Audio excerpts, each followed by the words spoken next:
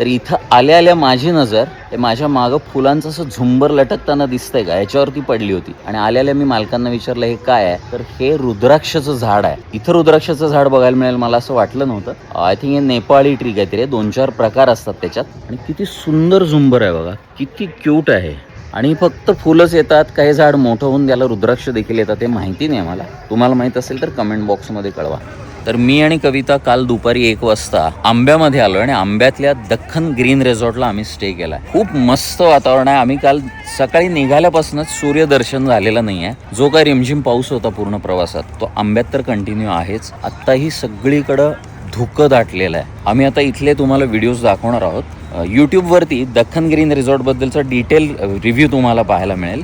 शिवाय रीलमधनंही तुम्हाला इथले फूड क्वालिटी कशी आहे, स्टे कसा आहे, आणि शिवाय इथं पूल वगैरे सगळंच आहे. इथं बँक्वेट हॉल आहे. जवळपास 150-200 लोकांची पार्टीसाठीची सोय आहे. इथं आता एक मोठा ग्रुप आला स्विमिंग आणि गेम एन्जॉय करायला आलेत ते सगळेजण.